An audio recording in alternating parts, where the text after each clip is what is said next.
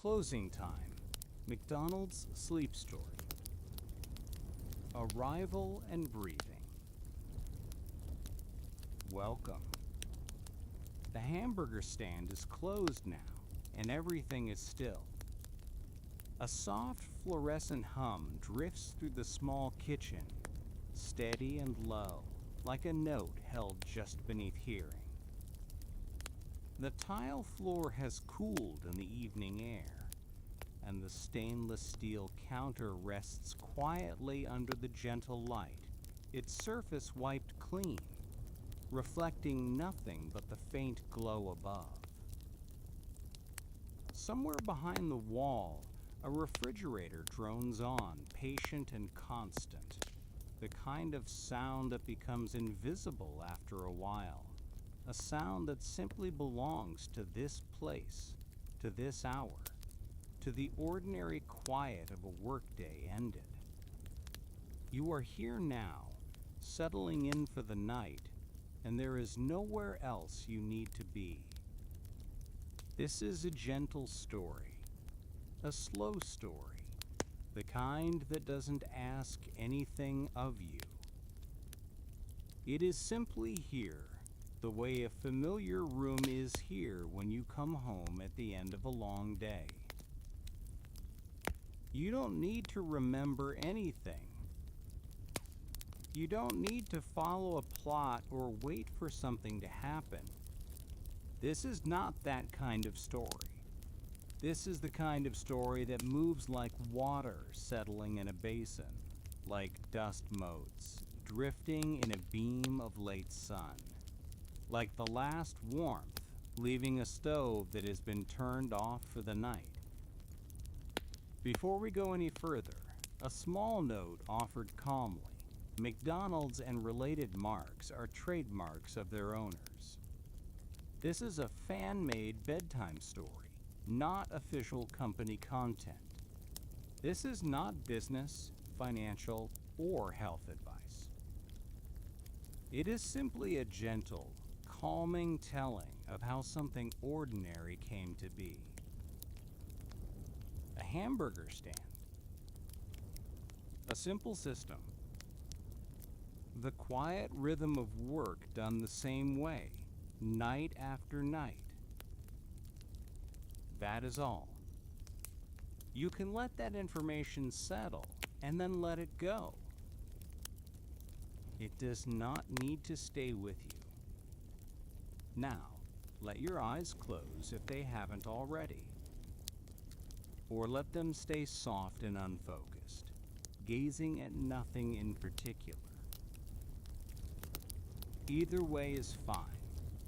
There is no right way to listen to this. There is only your way, and your way is enough. Take a breath. Not a big breath. Not a dramatic breath, just a breath. The kind you might take without thinking about it. The kind that happens on its own when you finally sit down after standing for a long time. Let the air come in through your nose, cool and easy, and let it fill your chest just enough. Not too much, just enough. And then let it go, soft and slow, like steam rising from a cup of something warm. That's all. One breath. And then another. There is no count to keep, no pattern to follow. Just breath after breath, each one a little softer than the last. Each one carrying you a little further into this quiet place. Inside the hamburger stand, the air is still. The grills have cooled. The metal spatulas rest in their places, handles aligned, edges clean. There is a stack of paper bags near the service window, neatly folded, waiting for tomorrow. A clipboard hangs on a small hook by the back wall, a simple checklist clipped to it, most of the boxes already marked with soft pencil. A cloth, damp and clean, has been folded twice and set near the edge of the counter.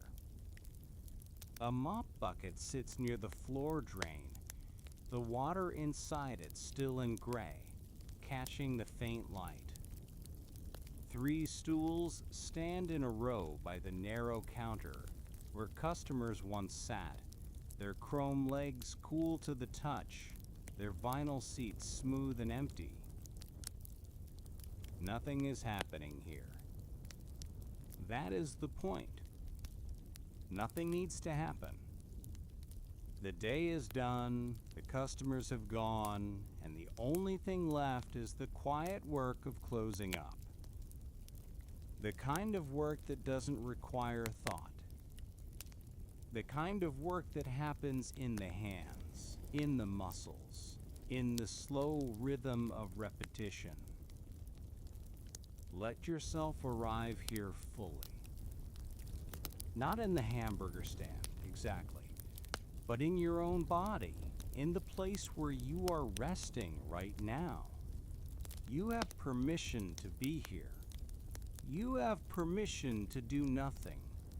You have permission to let go of the day, all of it, every task and every thought and every half-finished thing that tried to follow you into the night. You can set it down now. All of it. The way someone sets down a heavy bag at the end of a long walk. You don't have to carry it anymore. Not tonight. Feel your face for a moment. Not with your hands, but with your attention. Just notice it. The skin across your forehead, the small muscles around your eyes, the soft weight of your cheeks. You might notice that you've been holding something there, some small tension, some tightness you didn't even know you were keeping. It's all right. You can let it go now. Let your forehead smooth, like the surface of water after a ripple has passed. Let the muscles around your eyes soften, releasing whatever they were holding, releasing the effort of seeing, the effort of watching, the effort of paying attention to anything at all. Your eyelids can be heavy now. They can rest. They have done their work for the day. In the hamburger stand, the fluorescent light hums on, soft and steady. It casts no shadows, only a gentle, even glow that touches everything the same way. The stainless steel counter gleams faintly, its surface so clean it looks almost like water, like a still pond in the early morning before anyone has walked to its edge. The tile floor is cool beneath the light, cool and solid, each square tile fitted neatly against the next. A grid of small perfections stretching from the counter to the back wall, from the service window to the storage area. Everything in its place. Everything at rest. Now let your attention drift down to your jaw. This is a place where tension likes to hide, tucked into the hinge, pressed into the muscles that run along the side of your face. You might be clenching without knowing it. You might be holding your teeth together, your tongue pressed to the roof of your mouth, your jaw set against something you can't even name. It's all right. You can soften now. Let your jaw relax, let it go slack, let your mouth fall open just slightly, just enough to feel the release. Your teeth don't need to touch. Your tongue can rest, soft and heavy at the bottom of your mouth. There is nothing to chew, nothing to say, nothing to hold on to. Just softness, just ease. The refrigerator hums on behind the wall. It is a sound without edges, a sound that fills the space without demanding anything. It has been humming like this for hours, for days, for years. It will hum on through the night, keeping things cool, keeping things fresh, doing its small work in the dark while no one is watching. You can let that sound carry you. You can let it be a kind of anchor, something steady to rest against, the way you might rest against a wall when you are very tired. Just leaning, just letting something else hold you up for a while. Let your shoulders drop now. Really let them drop. You might not realize how much you've been holding them up, how much effort you've been putting into keeping them near your ears, braced against something, ready for something. But there is nothing to brace against tonight. There is nothing to be ready for. The day is done. The work is finished. You can let your shoulders fall, heavy and soft, like cloth sliding off a hanger, like sand settling at the bottom of a jar. Feel the weight of them. Feel how good it is to stop holding them up. Let them rest. In the hamburger stand, a small timer sits on a shelf near the grill. It is quiet now, its dial turned to 0, its bells silent. During the day, it clicked and whirred, marking the seconds, telling the workers when to flip, when to lift, when to move on to the next task. But now it is still. Now it is just a small metal object, round and plain, reflecting the soft light, asking nothing of anyone. The grill beside it has cooled completely, its flat surface clean and dark, no longer hot, no longer sizzling, just a piece of equipment at rest, waiting for morning. Let your attention move down into your hands now.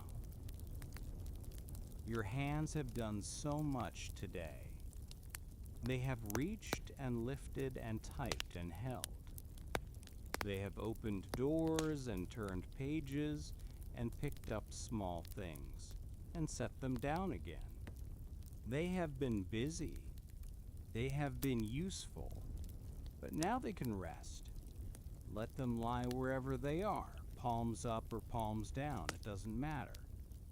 Let your fingers curl slightly, naturally, the way they do when you're not asking them to do anything.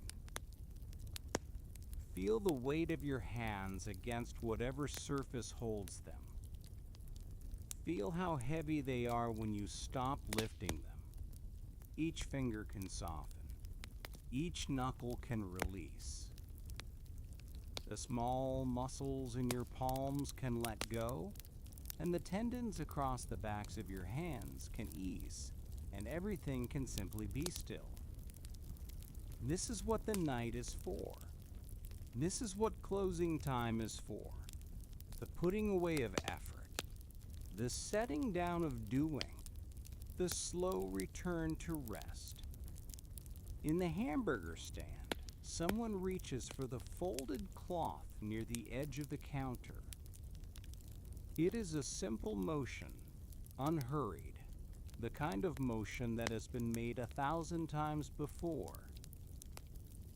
The cloth is soft, slightly damp, cool to the touch. It fits easily in the hand. And now, slowly, gently, the cloth moves across the counter, wiping away nothing in particular, just making one more pass, just smoothing the surface one more time before the night is done. The motion is circular, easy, almost absent-minded. Wipe, wipe, wipe. The stainless steel gleams beneath the cloth, clean and quiet and ready for tomorrow. The cloth is folded once, then folded again, and set back in its place near the edge of the counter. The stack of paper bags is checked, though it doesn't need checking. The bags are aligned already, their edges neat, their folds crisp. But it is satisfying to run a hand along them, to feel their papery weight, to know that they are ready. You are settling now. You are sinking. You are letting the night hold you the way the quiet holds this small hamburger stand, gently, completely, without asking for anything in return. And in a moment, the after-hours routine will continue, one small task at a time, each one softer than the last, each one carrying you further into the calm. The quiet anchor, after-hours routine. The hamburger stand rests in the stillness of the closed hour, its windows dark to the outside world, its interior holding a soft glow that belongs only to this time of night. The refrigerator behind the wall continues its low drone, a sound so steady it has become part of the silence itself, and the fluorescent tubes overhead offer their faint, constant buzz, a companion hum that fills the space without crowding it. The tile floor has cooled completely now, holding the chill of the evening, and the stainless steel surfaces reflect the gentle light in long, quiet gleams, waiting for nothing, expecting nothing, simply being what they are in the calm after closing. You are still here, still settling, still letting the night gather around you like a soft blanket pulled slowly over tired limbs. Listen for a moment. Not with effort, not with focus, just with the part of you that notices things without trying. There is the refrigerator drone, yes, steady and low, like a single note played on an instrument made of metal and patience. And beneath that, or perhaps beside it, there is the faint buzz of the fluorescent lights, a slightly higher sound, a delicate vibration in the air that you might not have noticed until now.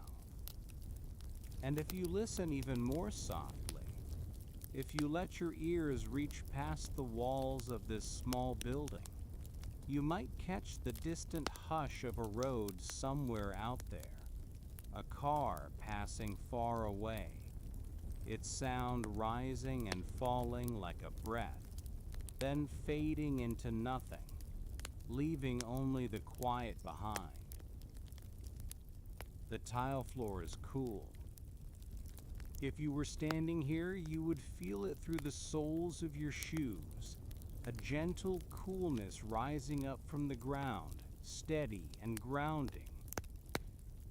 The building has let go of the day's heat, but near the grill, near the equipment that worked so hard during the busy hours, there is still a trace of warmth lingering, a faint thermal memory, the last whisper of all those burgers cooked, all those orders filled, all that motion and effort now settled into stillness.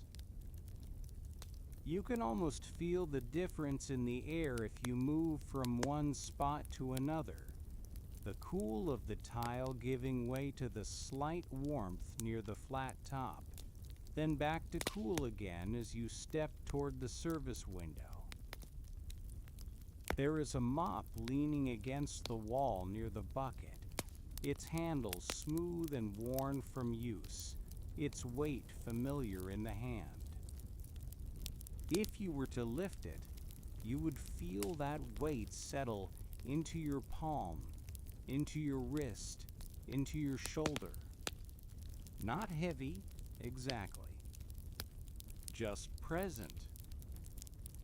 Just real. The mop head is damp, wrung out but not dry, and when it touches the floor, it makes a soft, wet sound, a gentle swish that moves across the tile in slow arcs. The motion is easy. The motion is known. But before the mopping, there is the wiping. There is always the wiping. A hand reaches for the cloth folded near the counter's edge. The cloth is soft, slightly cool, damp from its last rinse. It fits into the palm like something that belongs there, and now it moves across the stainless steel surface in a slow, circular motion, pressing gently, leaving the faintest trail of moisture that evaporates almost as soon as it appears. Wipe. The counter gleams. Wipe again, a slightly different arc this time, covering the spot where the register sat during the day. The cloth catches the light for a moment, then continues its path, unhurried, thorough, complete. Now the cloth goes to the small sink behind the counter. The faucet turns with a soft squeak, and water runs, cool and clear, over the fabric. Hands press and squeeze, bringing out the gray, letting the clean water run through. The sound of the water is soft, a gentle patter against the metal basin, a sound that could be rain on a roof if you let your mind drift that way. Then the faucet turns again, another soft squeak, and the water stops. The cloth is folded, set aside. The stack of paper bags waits near the service window. They are already neat, already aligned, but hands move to them anyway, touching their edges, confirming their order. 1, 2, 3. A gentle count without numbers. Just the feeling of paper beneath fingertips. The slight rustle as one bag shifts against another. The stack is patted once, gently, a small gesture of completion, and then the hands move on. This is what a system looks like when it becomes invisible, when it stops being a thing you think about and starts being a thing you simply do. The smooth flow of motion from one task to the next, the way the body knows what comes after without being told. And here, right now, the counter gleams beneath the light. The refrigerator drones on, patient and low. The tile floor holds its coolness, solid beneath everything, a foundation that asks for nothing. The napkins are next. They sit in a metal dispenser on the narrow counter where customers once reached for them, pulling one or two at a time without thinking, leaving the stack slightly uneven by the end of the day. Now in the quiet, hands lift the dispenser's lid with a soft click, a tiny mechanical sound that belongs to this moment, to this routine. The napkins inside are counted, not with precision, just with a general sense, a feeling of enough or not quite enough. Tonight, there are enough. The lid closes again, another soft click, and the dispenser is set back in its place, aligned with the edge of the counter, parallel to the wall. Let your shoulders drop a little more. You might have gathered some tension again without noticing, the way tension creeps back in when you're not paying attention, the way it settles into familiar places like an old habit. It's all right. You can release it again.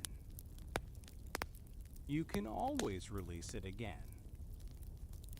Let your shoulders fall, heavy and soft, and feel the ease that comes when you stop holding them up.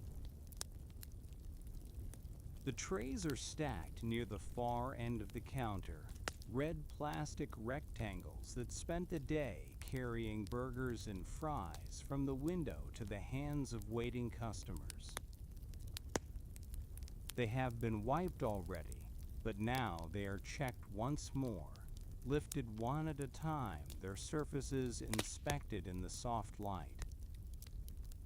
Clean, clean, clean. Each tray is set back on the stack, aligned with the one below it, edges matching, corners meeting. The stack grows as each tray finds its place. When the last one is set down, there is a small, satisfying sound, plastic meeting plastic, a soft tap that signals completion. A pause now. A breath. The kind of pause that happens naturally in the middle of repetitive work, the kind that doesn't need a reason. Just a moment of standing still, of letting the hands rest at the sides, of feeling the weight of the body settle into the feet, into the cool tile below. The fluorescent light hums on.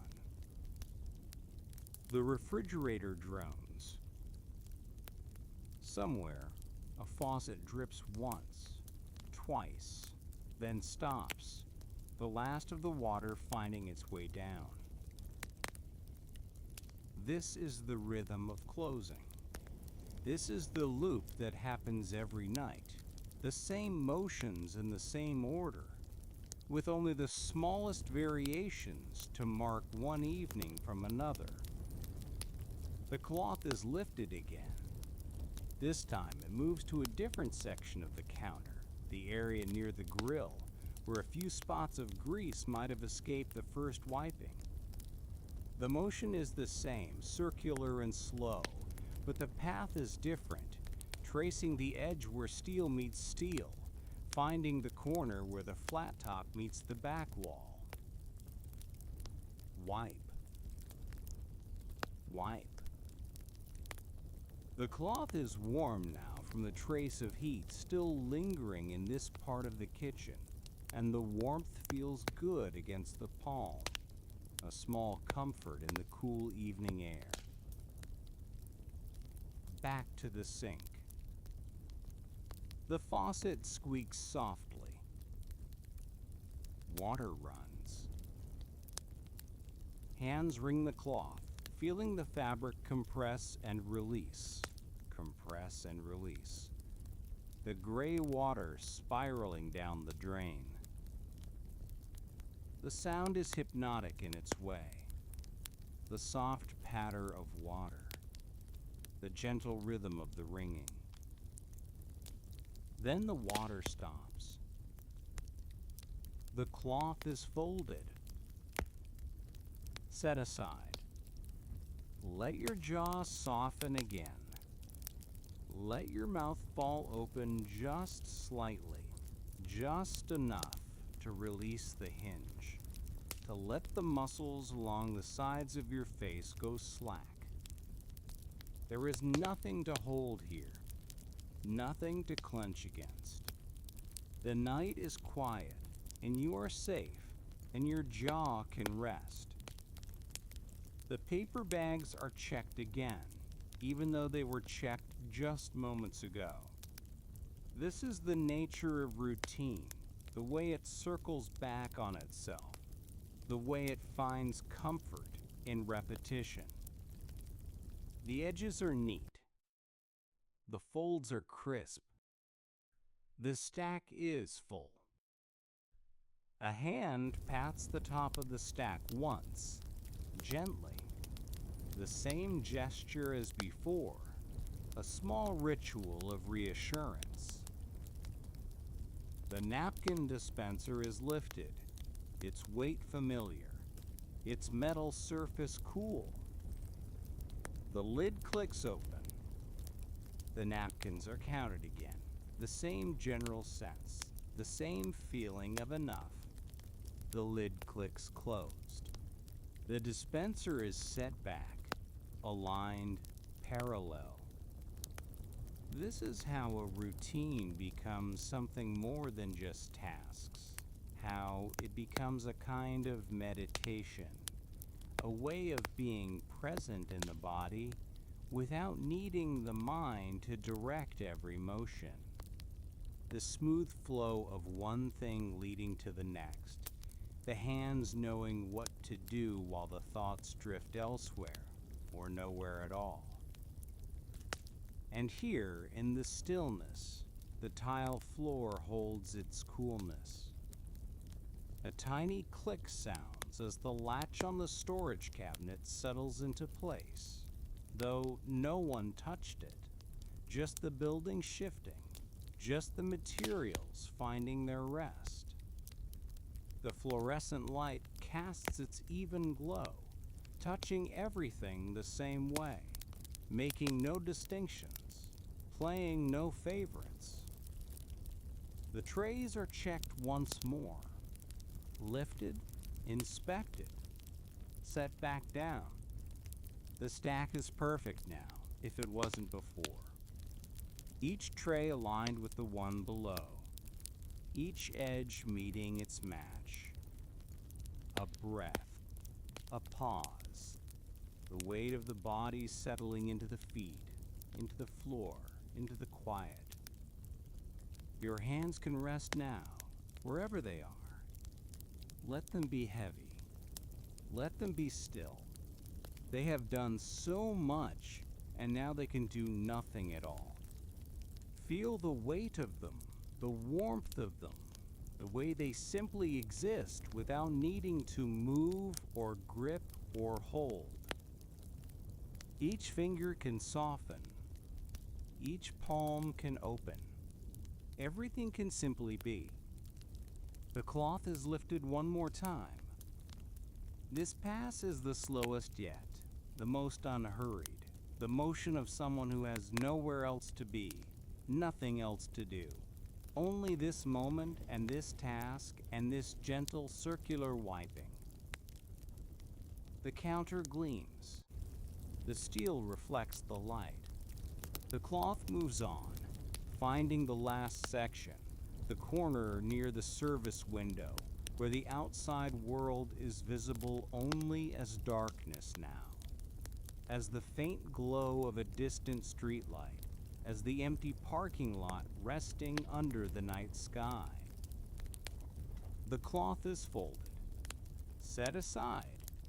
The counter is done.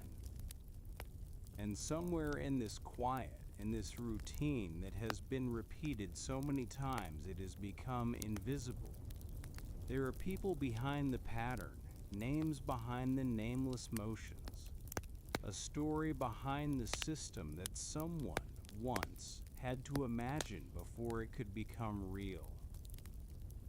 The brothers and the seed of an idea. The hamburger stand holds its quiet like a vessel holds water, steady and complete. The fluorescent light hums its low, continuous note overhead, and the stainless steel counter stretches beneath it, clean and gleaming, reflecting nothing but the soft glow of closing time. The refrigerator behind the wall drones on, faithful and patient, and the tile floor rests cool and solid beneath everything, a foundation of small squares fitted together, holding the weight of the empty room, the silent equipment, the end of another ordinary day. You were still here, still settling, still sinking deeper into the quiet. In a place like this, in a time before this particular night, there were two brothers. Their names were Dick and Mac, though names don't matter much in a story like this, a story told at the edge of sleep. What matters is that they were practical men, calm men, the kind of people who noticed small things and thought about them quietly, the kind who might stand behind a counter at the end of a long day and simply look, simply observe, simply let their eyes rest on the way things were arranged, and wonder, in a gentle way, if there might be a slightly better way. They had come to California from the east, somewhere in New Hampshire, though the details of that journey can stay soft and blurred, like a photograph left too long in the sun. What matters is that they arrived and they tried different things, the way people do when they are young and looking for a way to make a living. They worked in a movie studio for a while, moving sets, doing the small jobs that needed doing. They ran a movie theater during the years when money was tight for everyone. And eventually, because food is something people always need, they opened a little food stand, and then another, and then in the early 1940s, they opened a drive-in restaurant in a town called San Bernardino, where the sun was bright and the roads were wide, and cars were becoming the way that everyone got around. A drive-in in those days was a busy, complicated thing. Car hops in uniforms moved between the parked automobiles, carrying trays laden with food, taking orders through rolled-down windows, trying to remember who wanted what and which car was waiting longest. The menu was long, the kind of menu that tried to offer something for everyone, and the kitchen was a place of constant motion, cooks working on a dozen different dishes at once, plates piling up, orders getting mixed, the whole operation humming with a kind of frantic energy that was exciting, perhaps, but also exhausting. The brothers stood in their kitchen and noticed things. They noticed the way the car hops moved, back and forth, their trays heavy, their steps quick. They noticed the way orders sometimes got confused, the way a customer might wait a long time for a hamburger, while someone else received their barbecue sandwich in minutes. They noticed the dishes piling up, the silverware that needed washing, the glasses that clinked and sometimes broke. And here, in the quiet hamburger stand, the fluorescent light hums on, unchanged. The counter gleams beneath it, empty and still, holding nothing but the soft reflection of the tubes above. The air is cool and motionless, carrying the faint scent of cleaning solution, of wiped surfaces, of a day put properly to bed.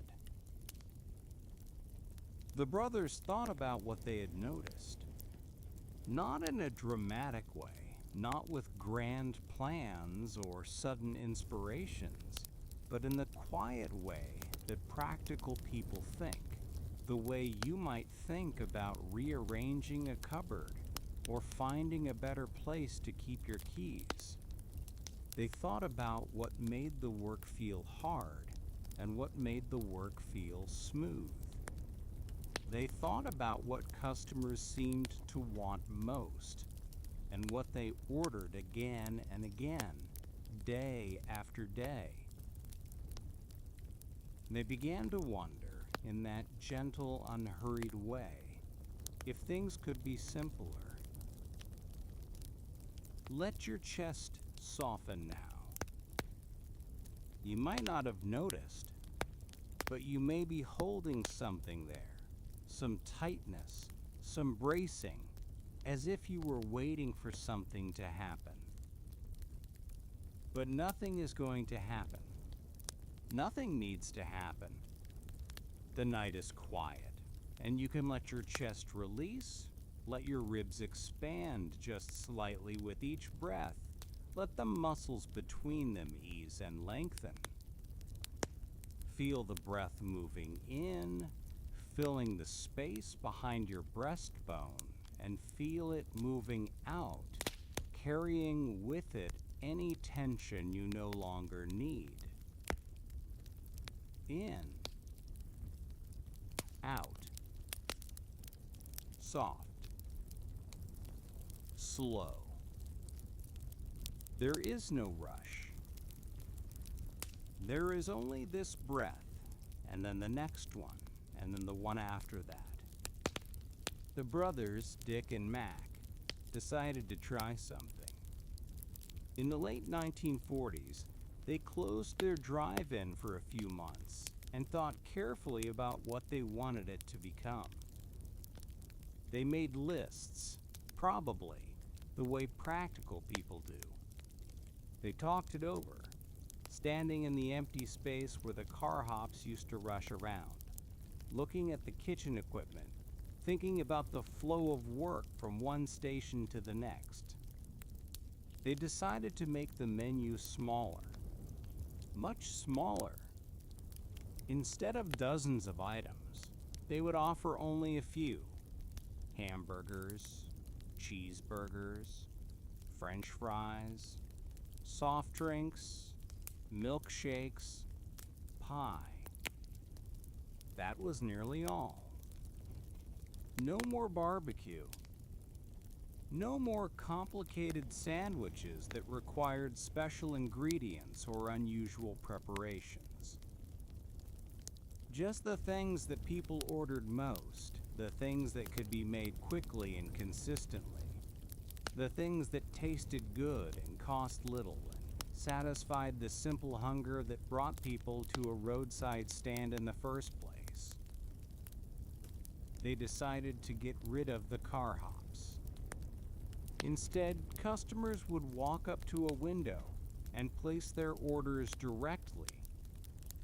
They would wait a short time and receive their food in paper wrappers and paper bags, ready to eat, no plates, no silverware, no waiting for someone to bring a tray to the car.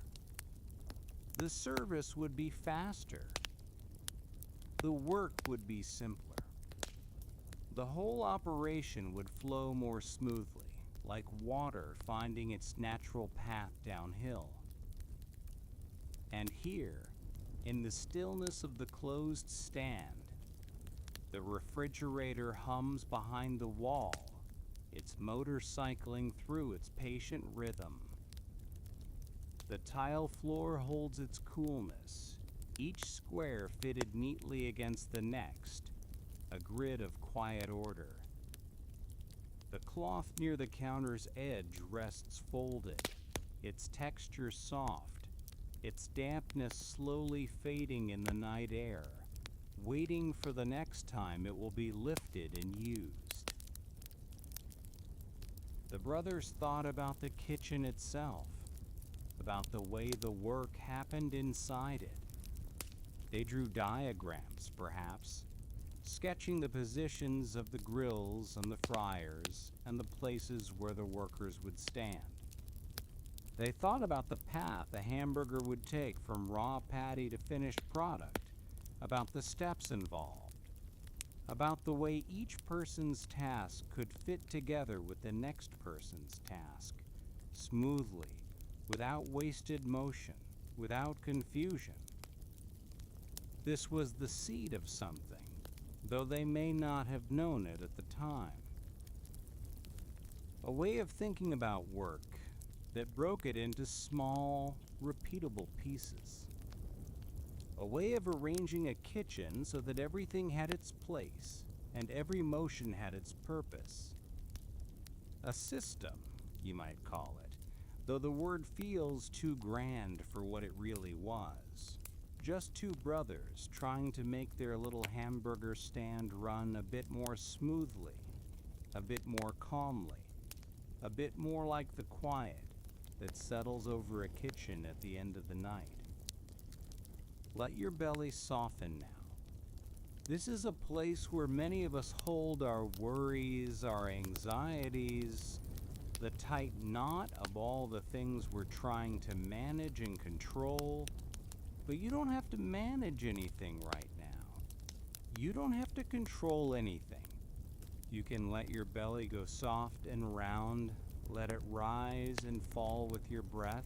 Let it be gentle and easy, the way a sleeping child's belly rises and falls, without effort, without thought, just the natural rhythm of the body at rest. Feel the weight of your breath settling into your center.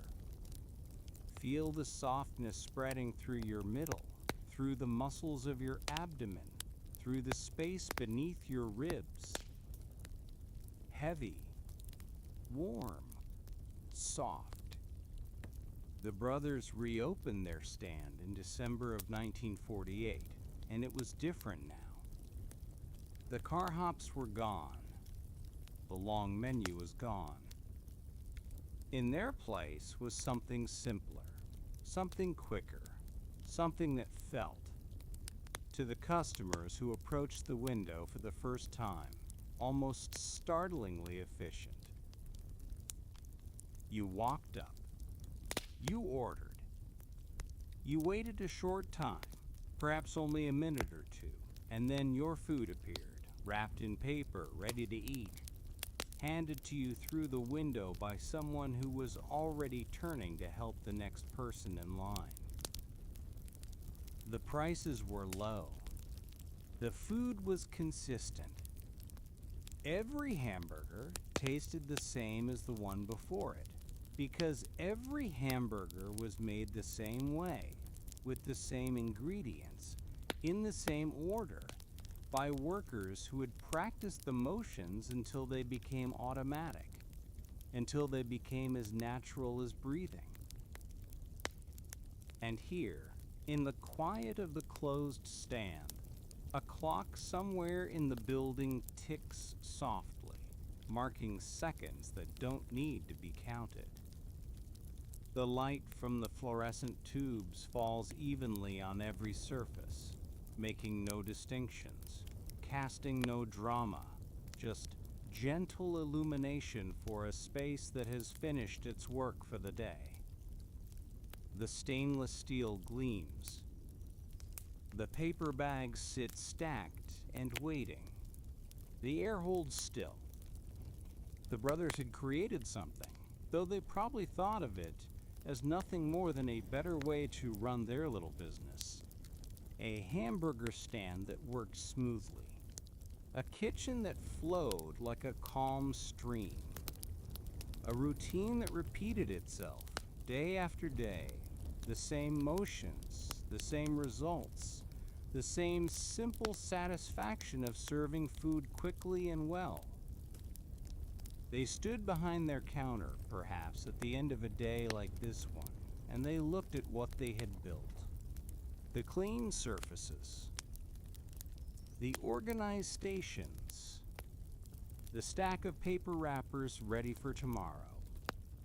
And they might have felt, in that quiet moment, the particular peace that comes from work well done, from a system that runs smoothly, from a place that has found its rhythm and settled into it, like a person settling into a comfortable chair at the end of a long day.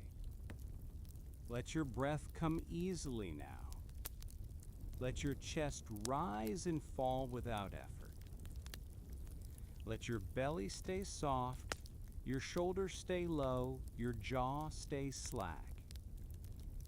You are held by the night, the way the quiet holds this empty hamburger stand, gently, completely, without asking for anything in return.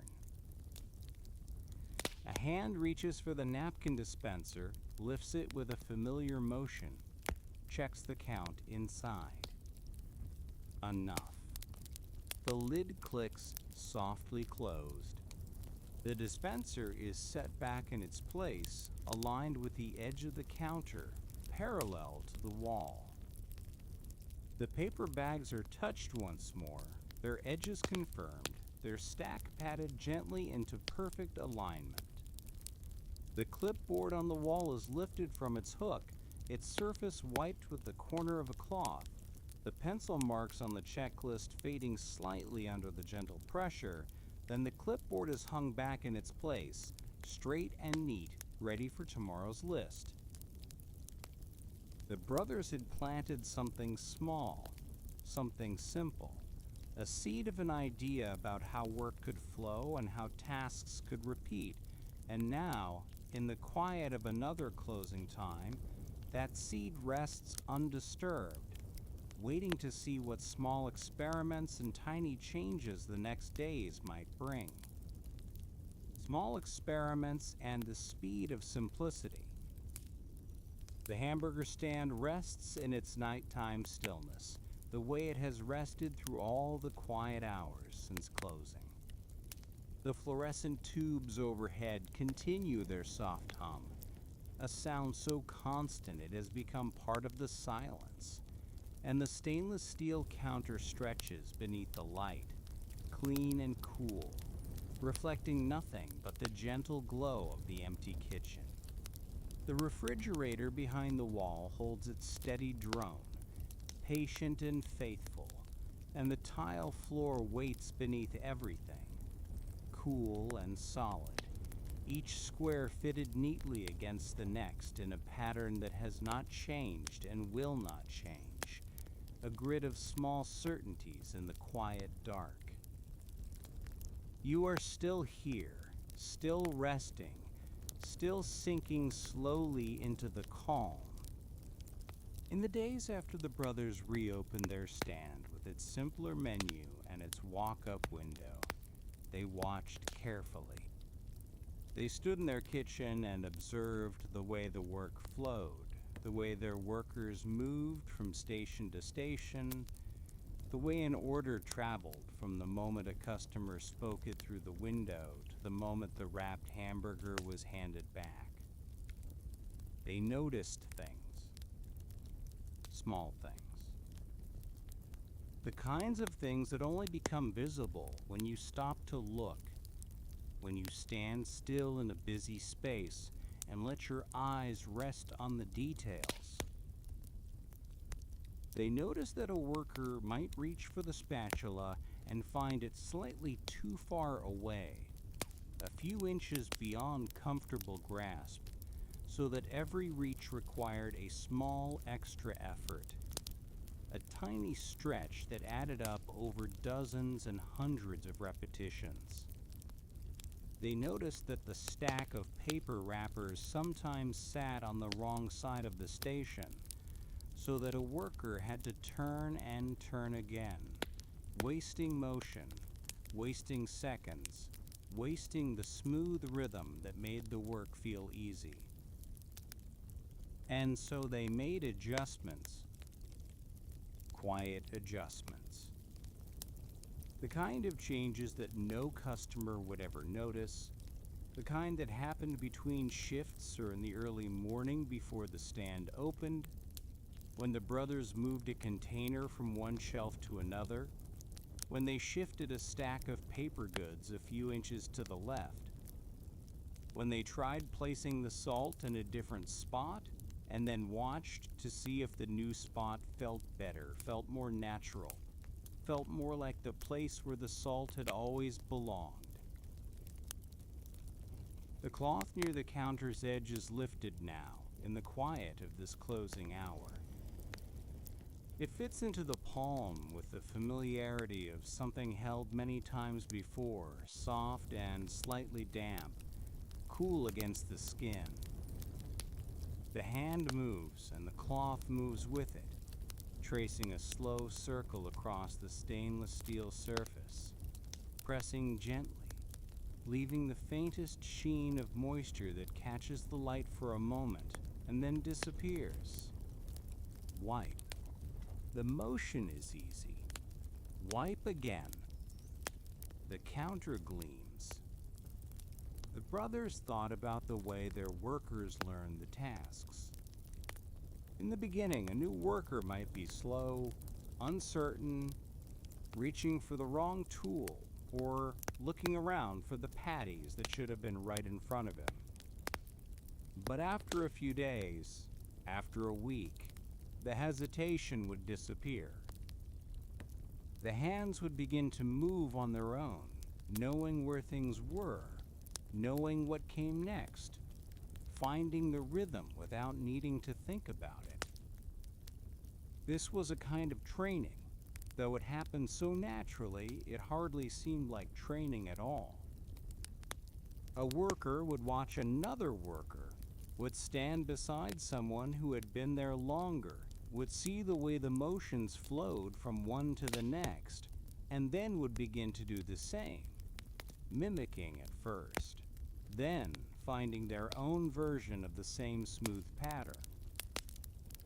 The steps became standard, not because anyone wrote them down or insisted on them, but because the standard way was the easy way, the way that felt right once you found it. And here, in the stillness of the closed stand, the air holds no movement. The refrigerator's hum settles into the background, becoming almost inaudible, becoming just another texture in the silence. The light from the tubes overhead touches the stainless steel, the tile, the stack of paper bags near the window, touching everything with the same soft, even glow, making no distinctions, demanding no attention. The cloth rests folded, waiting. Let your attention drift to your back now. This is where the body holds so much of its effort, the long muscles running along the spine, the places between the shoulder blades, the broad expanse of the lower back that supports and carries and works so hard all day to keep you upright. You can let it rest now. Feel the surface beneath you, whatever is holding you, and let your back settle into it. Let your spine release into the support that is already there, waiting for you to accept it. You don't have to hold yourself up anymore. You can sink. You can let go. Feel the heaviness spreading through your back, from the base of your neck down to the curve of your lower spine, heavy and warm and soft. The brothers experimented with the placement of everything. The grill was positioned so that the workers who tended it could turn in one smooth motion to reach the buns, already sliced and waiting. The condiments were arranged in a row, always in the same order, so that a hand could move from ketchup to mustard to onions without looking, without thinking, just flowing through the sequence the way water flows through a familiar channel. The paper wrappers were stacked at precisely the height where they could be grabbed with a single easy motion. No bending, no stretching, just reach and take and wrap. Each small change was an experiment. Each adjustment was a question. Does this feel better? Does this save a step? Does this make the work flow more smoothly? And the answers came not in words, but in the feel of the work itself, in the way a shift that had felt rushed and hectic began to feel calm and steady, in the way workers stopped bumping into each other and started moving like parts of a single, quiet machine. The mop rests against the wall near the bucket, its handle smooth and worn. If you were to lift it, You would feel the weight settle into your palm, into your wrist, a familiar heaviness that the body knows how to carry. The mop head is damp, wrung but not dry, and when it touches the tile, it makes a soft, wet sound, a gentle swish that spreads across the floor in slow, easy arcs. Back and forth, back and forth. The motion is simple, almost meditative, the kind of repetitive task that empties the mind and fills the body with nothing but the rhythm of the work. The brothers noticed that speed came not from rushing, but from smoothness. A worker who moved quickly but awkwardly, who had to stop and think and adjust and correct, was slower in the end than a worker who moved steadily but without wasted motion, whose hands traveled in straight lines from one task to the next, whose feet stayed planted, whose body knew exactly where everything was and exactly what came next. This was the speed of simplicity, not hurrying, not frantic effort, just the calm, efficient flow of work that had been thought through carefully, arranged thoughtfully, practiced until it became as natural as breathing. And here, the fluorescent light hums on overhead, its tone unchanged since the moment it was switched on at the start of the day. The tile floor holds its pattern, cool and still, each grout line a small boundary between one square and the next, hundreds of small squares making up the whole. A quiet order that the eye can follow without effort, that the mind can rest upon without strain.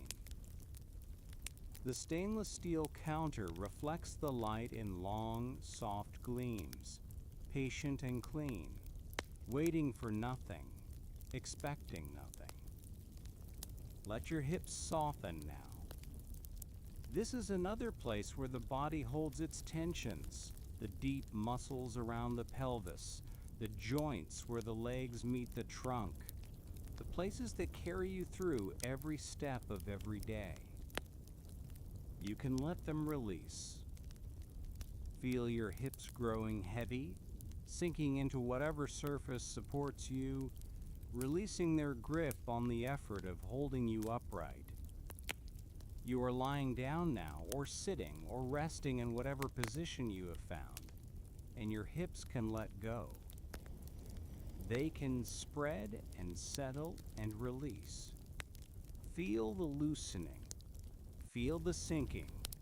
Feel the weight of your lower body settling into the support beneath you, heavy and soft and held. The cloth is lifted again from its place near the counter's edge. This time the motion is slower, even more unhurried, the hand moving with the ease of someone who has nowhere to be and nothing to do but this small, simple task. The cloth traces a path along the edge of the counter, following the line where the steel meets the backsplash, finding the corner where a tiny bit of residue might have gathered, might have been missed in the earlier wiping. Wipe. The corner is clean now. Wipe again, just to be sure. The cloth folds over on itself, finding a fresh surface, and the motion continues, slow and steady and complete. The paper bags are checked, though they have been checked before. The hand touches their edges, feels the crispness of the folds, the slight roughness of the paper, the way they stack so neatly one atop another, waiting for tomorrow's customers, waiting to hold tomorrow's orders. The stack is patted once, gently, the way you might pat a pillow before lying down, a small gesture of arrangement, of completion, of everything in its place. A tray slides from the stack with a quiet sound, plastic on plastic, a soft friction that barely registers in the stillness. The tray is inspected in the light, its red surface checked for any spot or smudge that might have been missed. Clean. The tray is set back on the stack, aligned with the others, edges meeting edges, corners meeting corners. The slide of its return is just as quiet, just as soft, just as much a part of the routine as every other motion in this gentle closing ritual. The brothers, in their experiments, had discovered something that felt almost too simple to be important. They had discovered that when every item was in its place, when every motion was practiced, when every step followed the step before it, in a sequence that never varied, the work became easy. Not effortless, but easy. The kind of easy that comes from doing the same thing so many times that the body remembers it even when the mind wanders elsewhere. The kind of easy that turns labor into rhythm, effort into flow. The cloth goes to the sink now. The faucet turns with its familiar soft squeak, and water runs, cool and clear, over the fabric. Hands press and ring, feeling the cloth compress and release, watching the gray water spiral down the drain, carrying away the last traces of the day. The sound of the water is gentle, a soft patter against the metal basin, a sound that could be rain, could be a stream, could be anything quiet and flowing and peaceful. Then the faucet turns again, the squeak so soft it's almost inaudible, and the water stops. The cloth is folded, set aside. The counter is wiped one more time, the same slow motion, the same gentle pressure, the same quiet gleam left behind. The stack of paper bags is touched once more, confirmed, patted into alignment. The napkin dispenser is checked, though it was checked before, the lid clicking softly open and softly closed, the count confirmed, the dispenser set back in its place. A pause now, a breath, the body settling into stillness, the mind settling into quiet, the whole room holding its peace like something precious, something fragile, something worth protecting from any sudden sound or unexpected motion. And in that pause, in that breath, there is the sense of something ready to grow, something small and simple and carefully tended, a routine that works so well it might begin to spread beyond these walls, to other stands in other towns, to the gentle, quiet expansion of an idea that started with nothing more than a few small experiments and the speed of simplicity. Gentle expansion and early franchising.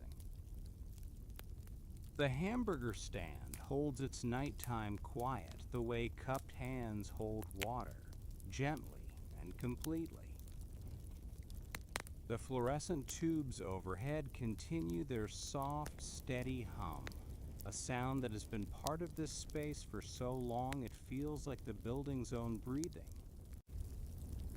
The stainless steel counter rests beneath the light, clean and cool to the touch, its surface reflecting the gentle glow in long, undisturbed gleams. The refrigerator behind the wall drones on, patient as ever, and the tile floor waits beneath everything, cool and solid, holding the weight of the empty room, the silent equipment, the deep peace of another day completed. You are still here, still resting, still sinking into the quiet, like a stone settling slowly through clear water. Word traveled the way word does when something works well. Customers who visited the little stand in San Bernardino told their friends, told their neighbors, mentioned over dinner that they had found a place where the hamburgers were good and the service was quick and the prices were low. Other people in the restaurant business heard about the brothers and their simple system, heard about the walk-up window and the paper wrappers and the menu that offered only a handful of items, each one made the same way every time. Some of them came to see for themselves, standing in line with the regular customers, watching the way the orders moved from window to kitchen to window again, noticing the calm efficiency that made the whole operation feel almost effortless. One of these visitors was a man named Ray Kroc. He was not young by this time, somewhere in his 50s, and he had spent years traveling the country selling machines that made milkshakes, the kind of machines that could mix several shakes at once. He had seen many restaurants in his travels, many kitchens, many different ways of doing things. And when he visited the brothers' stand in the mid-1950s, he noticed something that caught his attention. He noticed how calm it was, how smooth, how the workers moved without rushing, how the orders appeared without delay, how the whole place seemed to run on a kind of quiet rhythm that he had not seen elsewhere. He stood and watched, perhaps for a long time, just observing, just letting his eyes follow the flow of work from one station to the next. And here, in the stillness of the closed stand, the air holds no movement. The light from the fluorescent tubes falls evenly on every surface, touching the counter, the floor, the stack of paper bags near the window, touching everything with the same soft, undifferentiated glow. The refrigerator hums. The silence waits. A single drop of water falls from the faucet into the basin of the sink, a tiny sound, a small punctuation in the quiet, and then the silence returns, complete and unbroken. Ray Kroc saw something in the brothers' system that made him want to help it spread. He thought that other places could have what this place had. Other towns, other customers, other workers, learning the same smooth routines and serving the same simple food in the same reliable way. He talked to the brothers about this idea, about opening more stands in other locations, about letting other people use the name and the methods and the careful arrangements that made everything work so well. This was the beginning of what would become franchising, though the word itself sounds grander than the reality of those early days. In practice, it was mostly paperwork. Quiet paperwork. Agreements written out and signed, permissions granted, plans drawn up for how a new stand would be arranged, what equipment it would need, how the workers would be trained to do things the same way the brothers' workers did them. A clipboard rests on a hook near the back wall of the stand, and if you were to lift it, you would feel its familiar weight, the slight heft of the board, the thin stack of papers clipped to its surface. The papers are forms, checklists, simple lists of tasks written in pencil, some boxes checked, some still empty, waiting for tomorrow. The pencil that made those marks rests nearby, its tip slightly dulled from use, its wooden body smooth and warm from being held. This is what expansion looked like in those early days. Not grand announcements or dramatic ceremonies. Just forms and checklists and pencils and the quiet work of making sure that everything was written down, everything was agreed upon, everything was ready.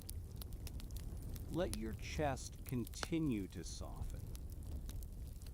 Feel the breath moving in and out, easy and slow, filling the space behind your ribs and then releasing, carrying nothing, expecting nothing, just flowing the way breath has always flowed, the way it will continue to flow without your needing to direct it or control it. Your chest can be soft. Your ribs can be loose. The muscles between them can release their holding, can let go of whatever bracing they have been doing, can simply rest. The brothers in Ray Kroc worked out the details, probably sitting at a table somewhere, probably passing papers back and forth, probably talking in calm, practical voices about how things would work, who would do what, where the new stands would be built. The conversations were not dramatic.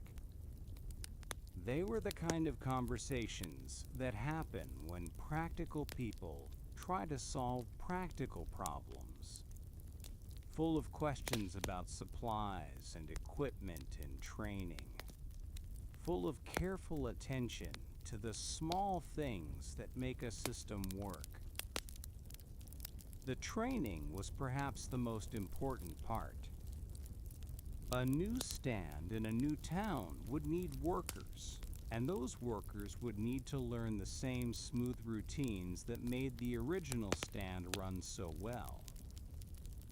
This meant showing them where everything went, how each motion flowed into the next, where the spatulas rested, and where the paper wrappers were stacked, and how the condiments were arranged in their unchanging order. It meant practicing, repeating, doing the same simple tasks over and over until the hands knew what to do without being told. And here, in the quiet of the closed stand, the tile floor holds its coolness. Each small square is fitted against the next, the grout lines forming a grid that stretches from wall to wall, a pattern of small certainties, a quiet order that the eye can follow without effort. The stainless steel counter gleams softly in the light, its surface unbroken, its reflection steady. The hum of the refrigerator continues, unchanged, a low note that fills the silence without disturbing it. Over time, more stands opened. One here, one there, each one built to look like the others, each one arranged the same way inside, each one staffed by workers who had learned the same routines. The consistency was the point. A customer who visited a stand in one town could visit a stand in another town and find the same hamburgers, the same fries, the same quick service, the same paper wrappers and paper bags. The experience would be familiar, predictable, comfortable in its sameness. This required attention to many small details. The supplies had to be the same. The buns and the patties and the paper goods, all coming from sources that could be counted on to deliver the same quality every time. The equipment had to be arranged the same way in every kitchen, so that a worker trained at one stand could walk into another and know exactly where everything was, could begin working immediately without needing to relearn the layout. Distribution is a dry word for what was really a quiet, steady effort of making sure things arrived where they needed to be. Trucks carried supplies along highways. Boxes were unloaded and stacked in storage areas. Paper goods were counted and shelved. Everything in its place. Everything ready for the next day's work. The cloth near the counter's edge is folded twice, neatly, its edges aligned. It rests there waiting, slightly damp, cool to the touch. If you were to unfold it, you would feel the soft texture of the fabric, the way it has been washed and wrung and used and washed again, countless times, until it has become soft and pliable, until it fits the hand perfectly, until wiping with it feels as natural as any motion could feel. Let your belly continue to rest, soft and easy. Feel the weight of your breath settling into your center. Feel the gentle rise and fall of your abdomen, like a quiet tide, like a sleeping animal's breathing, slow and regular and without effort. There is nothing to hold here, nothing to tighten against. Just softness, just warmth, just the easy rhythm of breath moving in and breath moving out. Ray Kroc believed in the system the brothers had created, believed in it enough to dedicate himself to spreading it carefully, methodically, one stand at a time. He was particular about the details, insistent that each new location follow the established patterns exactly, that the training be thorough, that the standards be maintained. This was not dramatic work. It was patient work, repetitive work, the kind of work that happens in offices and on telephone calls and in the careful reading and signing of documents. The pages of those documents would have made a soft sound when turned, paper against paper, a gentle rustle in a quiet room. A pencil would have scratched across lines, filling in blanks, making notes in margins. A hand would have reached for a cup of coffee, lifted it, set it down again. These are the small sounds and motions of ordinary business, the unremarkable actions that add up, over time, to something larger. And here, in the stillness of the closed stand, the quiet is complete. The fluorescent light hums its endless, patient note. The refrigerator drones on behind the wall, faithful and steady. The air is cool and still, carrying only the faint scent of cleaning solution, of wiped surfaces, of a space that has been put in order and left to rest. Let your back sink deeper into whatever supports you. Feel the long muscles along your spine releasing, softening, letting go of their effort. You are held. You are supported. There is nothing you need to do to keep yourself upright, nothing you need to brace against, nothing you need to prepare for. Just sinking, just settling. Just the heavy, warm release of muscles that have worked hard and can now rest. The expansion continued, slowly at first, then more steadily. New stands appeared in new towns, each one a copy of the original, each one running on the same quiet system. each one serving the same simple food to customers who came to expect exactly what they received. The name became familiar. The experience became reliable. And underneath it all, holding it all together, was the system that the brothers had developed, the careful arrangement of space and motion and routine that made everything flow smoothly, that made the work feel easy, that made each stand feel like every other stand. Let your hips release whatever they are still holding. Feel the deep muscles around your pelvis softening. Feel the joints where your legs meet your body loosening. Feel the weight of your lower body settling more completely into the surface beneath you. Heavy, soft, held. There is nowhere to go, nothing to do. Just this moment, just this quiet, just the slow, easy sinking into rest. A hand reaches for a paper bag from the stack near the window. The bag is folded flat, creased along its edges, waiting to be opened and filled. But now, in the closing routine, it is simply checked, its fold confirmed, its place in the stack secured. The hand pats the stack gently, aligning any bags that might have shifted, making sure the edges are neat, the corners matching. Such a small task, such a quiet motion, and yet it is part of the whole, part of the careful attention that keeps everything in order. The lids for the cups are stacked nearby, nested one inside another, the rims aligned in a perfect column.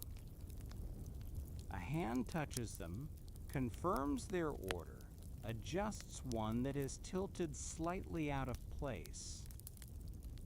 The lid settles back into the stack with a soft, barely audible click.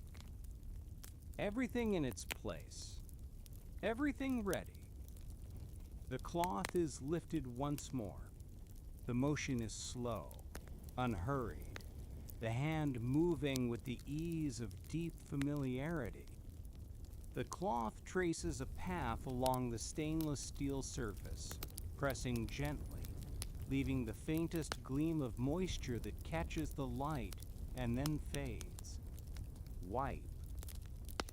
The counter is clean. Wipe again. The counter is still clean. But the wiping continues anyway, because this is what closing time is for, because this is the rhythm, because this is how the night is put to rest. And in that quiet rhythm, in that gentle repetition, there is the knowledge that even the smoothest systems meet challenges, that even the most careful plans encounter difficulties, and that staying steady through those moments requires something more than efficiency, something like patience, something like values held calmly through uncertain times. Challenges, values, and staying steady. The hamburger stand holds its quiet like a room that has been waiting for you, patient and unchanged. The fluorescent tubes overhead continue their low, steady hum, a sound that fills the space without crowding it, and the stainless steel counter rests beneath the light, cool and clean, its surface holding the soft reflection of the glow above. The refrigerator behind the wall drones on, faithful and constant, the way it has droned through every closing time, every quiet hour, every night when the work is done and the building settles into its rest. The tile floor waits beneath everything, cool and solid, a grid of small certainties stretching from wall to wall. You are still here, still resting, still letting the night hold you in its gentle, unhurried arms. As the stands multiplied and the system spread, there were moments that required attention. Choices had to be made. Not dramatic choices, not the kind that make for exciting stories, but the ordinary choices that come when something grows, when what was once small and simple becomes larger and more complex. These were growing pains, the quiet difficulties that arise when you try to do the same thing in many places at once, when you try to keep everything consistent, even as the number of stands increases and the distances between them stretch wider. Sometimes a supplier would change, and the new buns would be slightly different from the old ones, slightly larger or smaller, slightly softer or firmer. Someone would have to notice this, would have to taste the difference, would have to decide whether to accept the change or find a new supplier who could provide buns that matched the original. These were small decisions, but they mattered. Consistency was the foundation of everything, the quiet promise that a customer could walk into any stand and receive the same experience, the same quality, the same simple satisfaction. And here, in the stillness of the closed stand, the air holds no movement. The light from the fluorescent tubes falls evenly on the counter, on the floor, on the stack of paper bags near the window, touching everything with the same soft, even glow. A clock somewhere in the building ticks softly, marking seconds that don't need to be counted, keeping time that no one is watching. The refrigerator hums. The silence waits. There were questions about how to train people, how to make sure that workers in distant stands learned the same routines that workers in the original stand had learned. This meant writing things down, creating simple guides and checklists that could be followed, that could turn the knowledge of how to do things properly into words and pictures that could travel across distances, that could be read and understood and practiced by people who had never visited San Bernardino, who had never seen the brothers' original kitchen, who knew the system only through the descriptions and instructions that had been carefully prepared. The checklists were physical things, paper and pencil, pages that could be held in the hand and consulted during the workday. They listed the tasks in order, the same order every time, so that a worker could move through the closing routine, or the opening routine, or the midday routine, without having to remember what came next. The list remembered for them. The list kept everything in its proper sequence. A clipboard rests on its hook near the back wall, and if you were to look at it in this quiet hour, you would see the checklist clipped to its surface, the boxes running down the left side of the page, some checked with soft pencil marks, some still empty. The pencil that made those marks has a worn eraser, slightly pink, slightly flattened from use. The paper has been handled many times, its edges soft, its surface carrying the faint smudges of fingers that have touched it again and again throughout the day. Let your attention drift down to your legs now. They have carried you through so much, these legs, have walked and stood and climbed and moved you from place to place. from morning to night, from one task to the next. They can rest now. Feel the weight of your thighs, heavy against whatever surface supports them.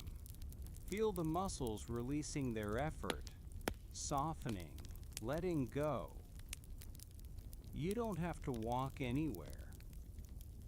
You don't have to stand. You can simply let your legs be heavy, let them sink, let them rest. The values that held everything together were quiet values, the kind that don't make speeches or demand attention.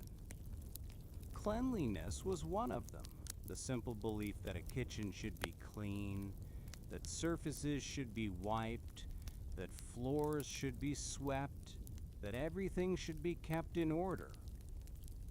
This was not a dramatic principle.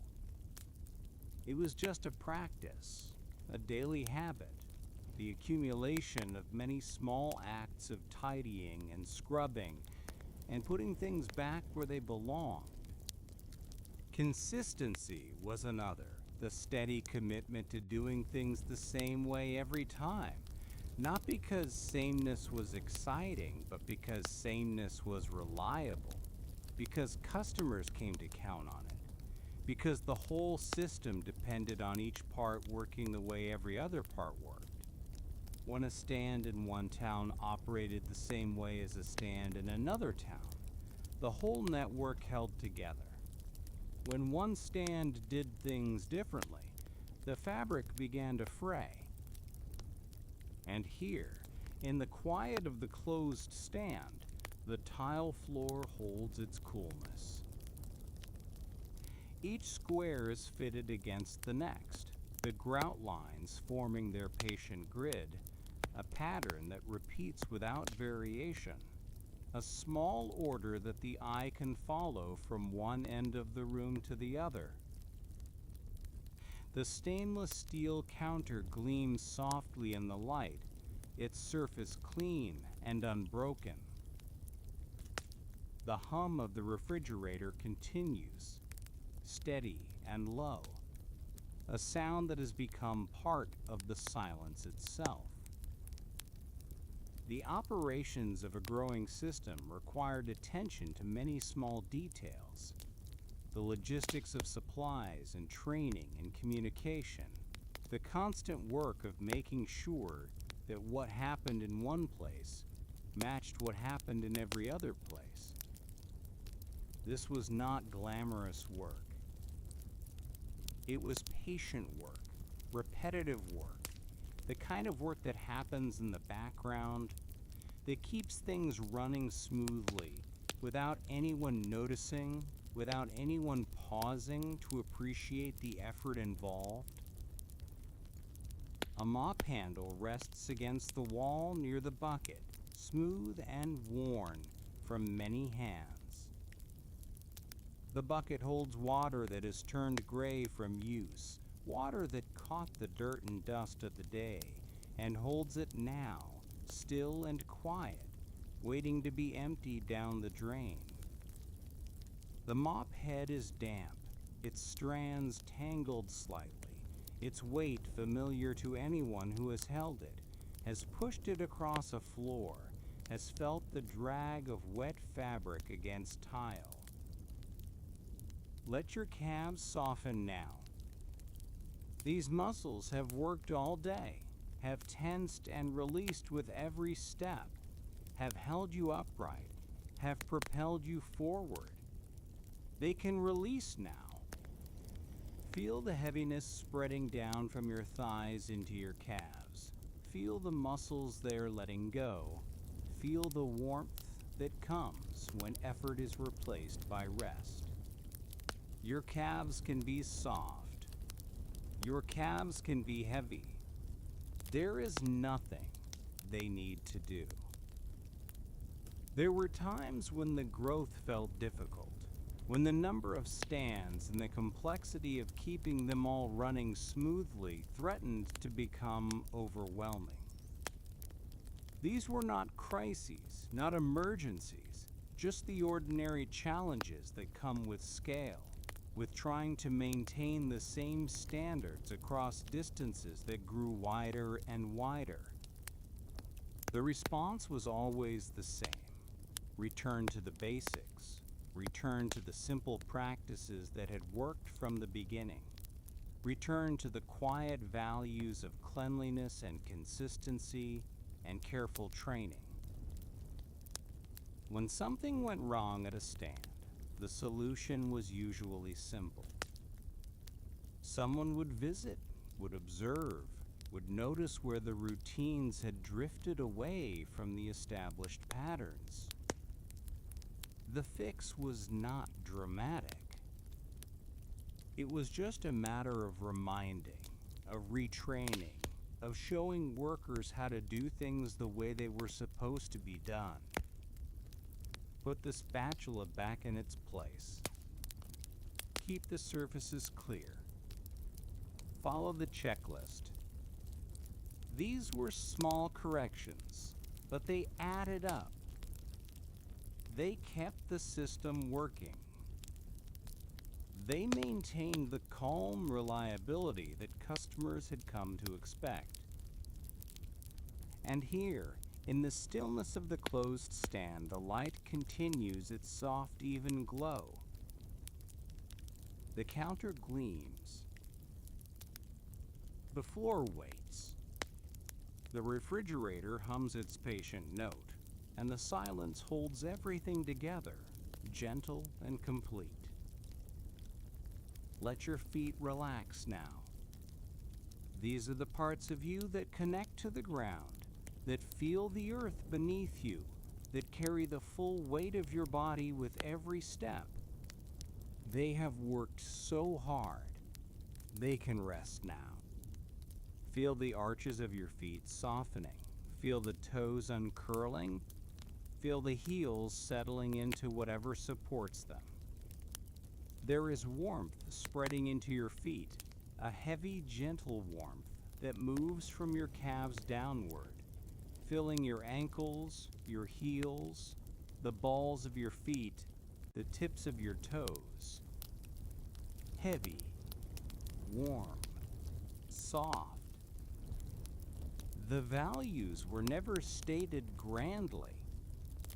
They were just practiced day after day in the small actions of wiping a counter clean, of checking a list, of returning a tool to its proper place.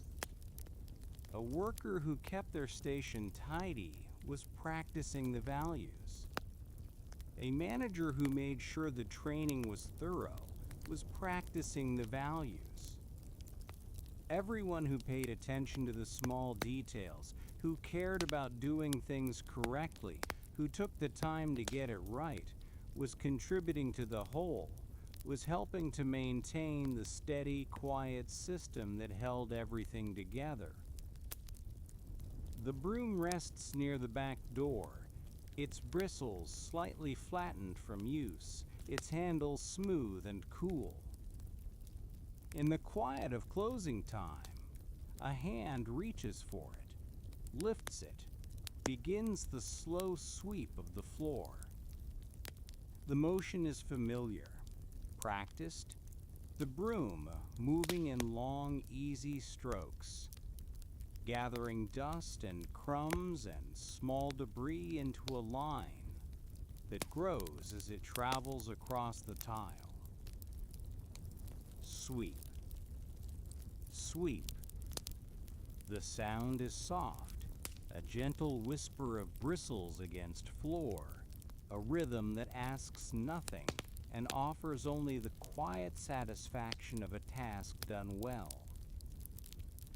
The mop follows the broom, its damp head pressing against the tile, leaving a clean, wet trail that catches the light for a moment before beginning to dry. The motion is slow, unhurried, back and forth, the weight of the mop familiar in the hands, the drag of the wet fabric soothing in its repetition. The water in the bucket swishes softly as the mop is rinsed, dipped and lifted, wrung, and returned to the floor. Swish. The sound is gentle. Swish again. The shoes on the tile are steady, the feet inside them feeling the coolness rising from the floor, the solid support of ground beneath. The body shifts its weight from one foot to the other, a small adjustment, a tiny motion that keeps the balance easy, that keeps the mopping smooth, that keeps the whole closing routine flowing toward its quiet completion.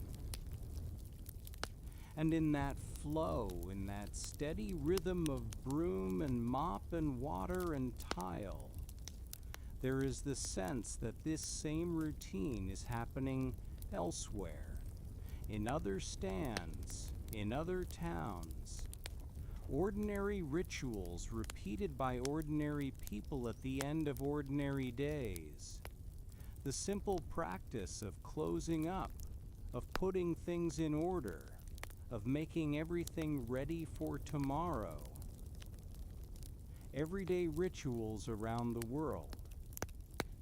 The hamburger stand rests in its closing quiet, the same quiet it has held through all the hours since the last customer left. The fluorescent tubes overhead hum their soft, continuous note, a sound that has become indistinguishable from the silence itself, and the stainless steel counter stretches beneath the light, cool and clean, reflecting the gentle glow in long, still gleams. The refrigerator behind the wall drones on, patient and faithful, and the tile floor waits beneath everything, cool and solid, each small square fitted against the next, in a pattern that has not changed, that holds steady through every closing time, every quiet night, every ordinary ending of an ordinary day. You are still here, still resting, still sinking deeper into the calm. Somewhere in a different time zone, in a city where it is not yet night, a woman finishes her shift at an office and walks to her car in a parking garage. She is tired, the kind of tired that settles into the shoulders and the back of the neck, the kind that makes the walk to the car feel longer than it is. She drives through streets that are familiar to her, streets she has driven many times, and she passes a hamburger stand on a corner, its lights on, its windows bright. She does not think about it consciously. She barely notices it, but it is there, the same way it has been there every evening when she drives this route, a small constant in the landscape of her daily life. She might stop, or she might not. Tonight, she does not. She drives past, continues home, and the hamburger stand remains behind her, serving its quiet stream of customers, its workers moving through their practiced routines, its kitchen humming with the same steady rhythm that every kitchen like it hums with. Everywhere, always. And here, in the stillness of the closed stand, the air holds no movement. The light from the fluorescent tubes falls evenly on every surface, making no distinctions, casting no drama. The counter gleams. The tile waits. A single drop of water falls from the faucet into the sink basin. A tiny sound, a small punctuation, and then the silence returns, complete and patient. In another place, in a town along a highway that stretches through flat, empty land, a family is driving through the night. The children have fallen asleep in the back seat, their heads tilted against pillows wedged between themselves and the windows, their breathing slow and even. The parents are quiet in the front, watching the road, watching the headlights cut through the darkness, feeling the gentle hum of the tires on the pavement. They have been driving for hours. They will drive for hours more. When they see the lights of a hamburger stand at an exit, they pull off. Not because they are very hungry, but because it is something to do, a break in the long monotony of the drive, a reason to stretch their legs and use the restroom and get something warm to drink. The stand is quiet at this hour. Only a few other cars in the parking lot. Only a few other travelers making the same stop for the same reasons. The family goes inside, orders coffee for the parents and nothing for the sleeping children, and sits for a few minutes in the bright, clean space before returning to the car and continuing on their way. This is what the stand is for them. A pause. A moment of stillness in the middle of motion. A familiar place in the middle of unfamiliar territory. The presence of these stands in so many places, the way they appear along highways and in cities and in small towns across the world, is a kind of quiet consistency. A traveler in one country can find the same basic experience in another country, the same menu, the same arrangement, the same simple service. This standardization is not exciting. It is not meant to be. It is meant to be reliable, predictable, comfortable in its sameness. And here, in the quiet of the closed stand, the refrigerator hums behind the wall. The tile floor holds its coolness, solid and steady beneath everything. The stainless steel counter reflects the soft light from the tubes above, a gentle gleam that moves across the surface like water that has gone completely still.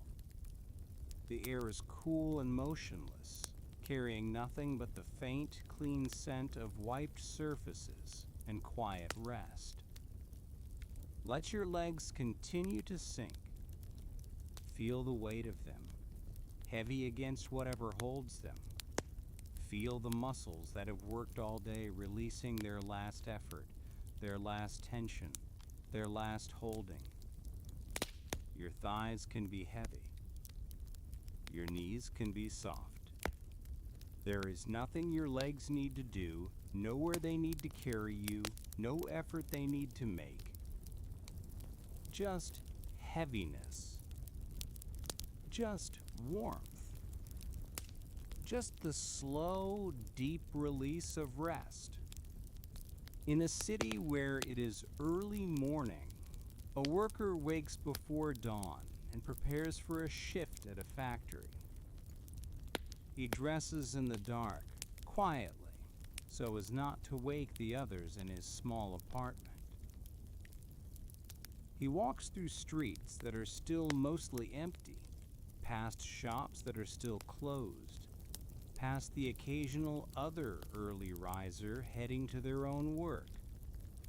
He passes a hamburger stand that is just opening, its lights coming on, its workers arriving, its kitchen beginning its first preparations for the day ahead.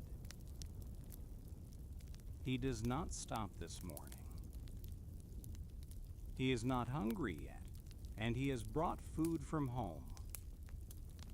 But he knows the stand is there, knows that later, when his shift ends, and he is tired and does not feel like cooking, he might stop on his way home, might order something simple and quick, might sit for a moment in the bright, clean space before continuing to his apartment. It is a small ritual, one among many small rituals that make up his days, unremarkable in itself, part of the ordinary texture of his ordinary life. The global presence of these stands means that similar rituals happen everywhere, in many languages, in many climates, in many different lives. A student studying late at a library walks to a nearby stand for a break, orders fries and a drink, sits alone at a table, and scrolls through her phone before returning to her books. An elderly man meets friends at a stand near his home, the same friends he has met there for years, the same table they always choose, the same quiet conversation over coffee that has become part of their weekly rhythm. And here, in the stillness of the closed stand, the light continues its soft, even glow. The counter gleams beneath it, patient and clean. The stack of paper bags near the window waits for tomorrow, their edges neat, their folds crisp.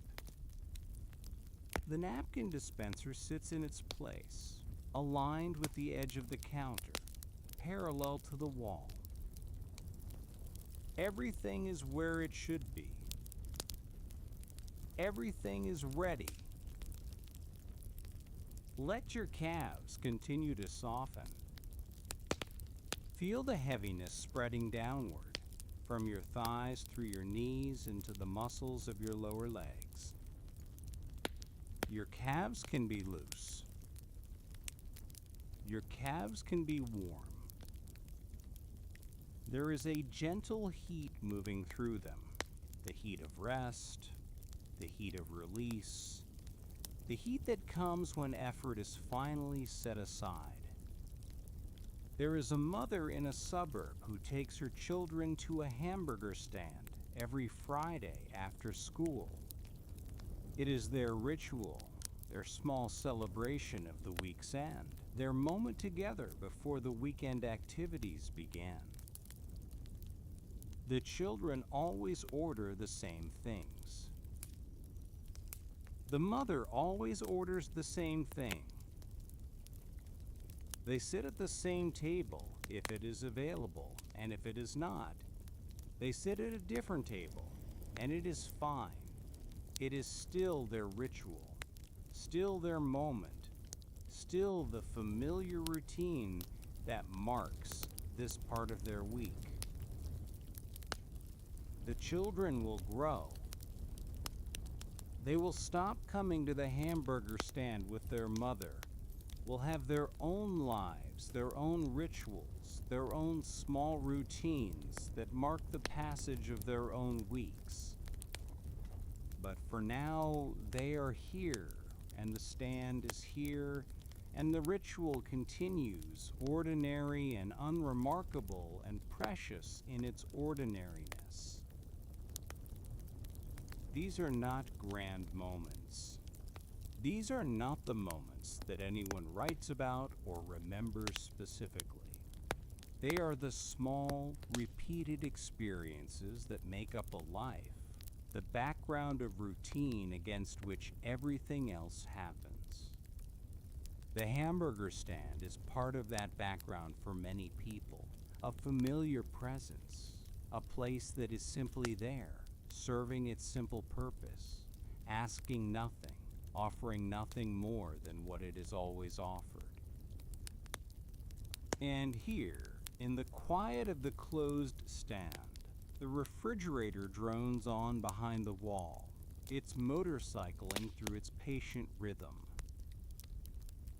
The tile floor holds its pattern, cool and still, each grout line a small boundary, each square a small certainty. The fluorescent tubes hum overhead, their sound so steady, it has become part of the silence, a note held so long, it is no longer a note, but simply the texture of the quiet itself. Let your feet continue to rest. Feel the warmth spreading into them, from your calves down through your ankles, into your heels, into the arches, into the balls of your feet, into each individual toe. Your feet can be heavy. Your feet can be soft. They have carried you so far, and now they can simply rest, held by whatever surface supports them, warm and loose and completely at ease. In a town somewhere, a teenager works a closing shift at a hamburger stand. He is wiping down tables, the same motion repeated at each one, the cloth moving in circles across the plastic surfaces, gathering crumbs and wiping away spills. He is not thinking about anything in particular.